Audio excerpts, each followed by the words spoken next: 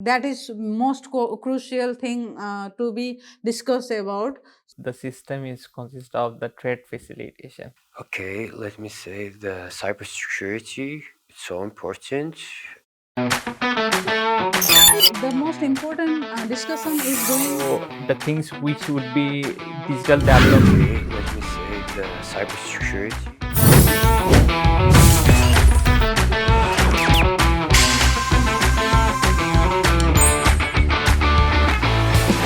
Welcome to eTalk. In this show, we discuss about 5 E's: Earth, Environment, Energy, Economy, and Education. To discuss this topic further, I've been joined by my guests in the studio. I have Ali from a foreign affairs expert from Iraq.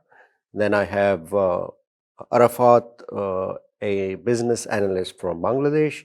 And then I have Lakshmi from Nepal. She's a development specialist.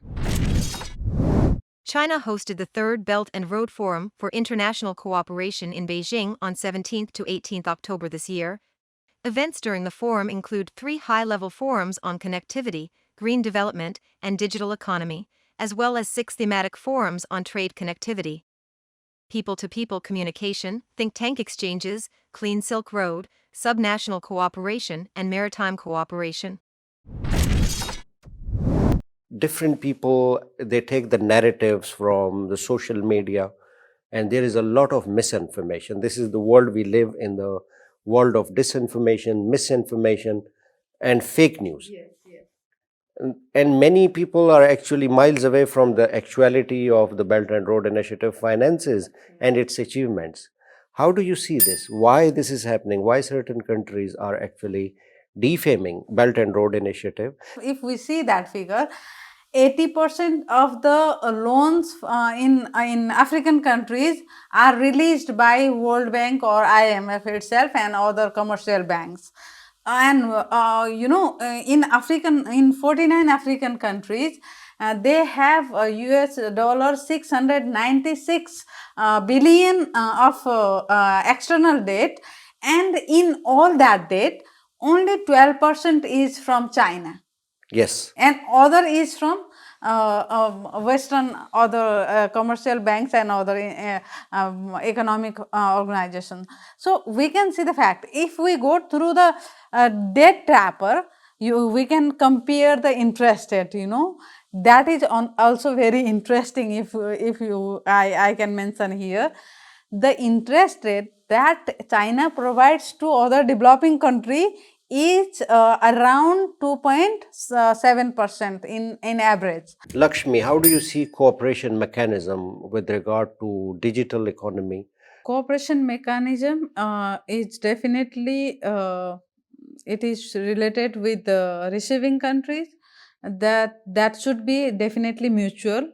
It should be implemented in infrastructural development, in connectivity, so that we can expand our trade, mutual trade, and we can be more beneficial mutually. We can exchange our expertise also. We can exchange our culture in terms of tourism, in terms of education, and in terms of health sector also. BRI has many significant cooperation dimensions. For example, now it is about to discuss in a third forum, that is economic Silk Road, digital Silk Road, and healthy Silk Road also.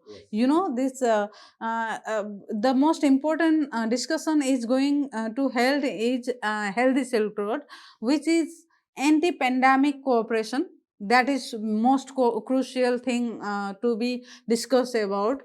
What are the ways and means through which trade connectivity can be further strengthened for a more smooth and balanced trade relations between countries? The system is consist of the trade facilitation. So for the trade facilitation, it must be flexible custom clearance system and the good trade facilitation. Then we can say like there should be paperless work.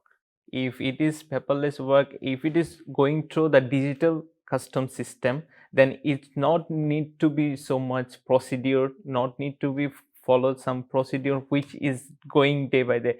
When the things are getting following some procedure, it takes too long time. So the things which would be digital development and the things can be do easier and flexible. Okay, let me say the cybersecurity, it's so important.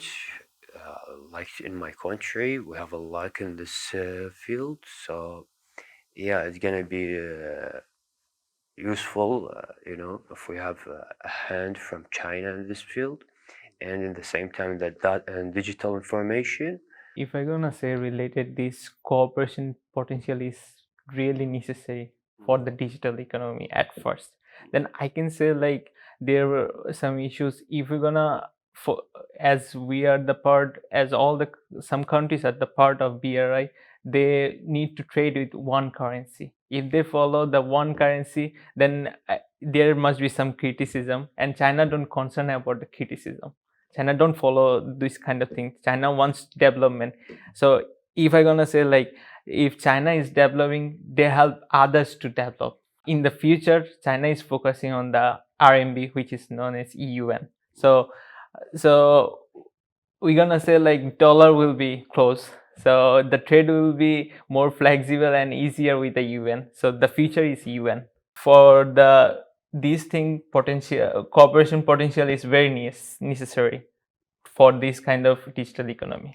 Right. Apart from many other facets of the Belt and Road Initiative, which will be discussed extensively in the Belt and Road Forum, two important areas like digital economy and trade connectivity will also be discussed in extensively, and this further review will give us an insight that what would be the course of action regarding the Belt and Road Initiative. And we are hoping that Belt and Road Initiative will definitely make this world a better place to live in.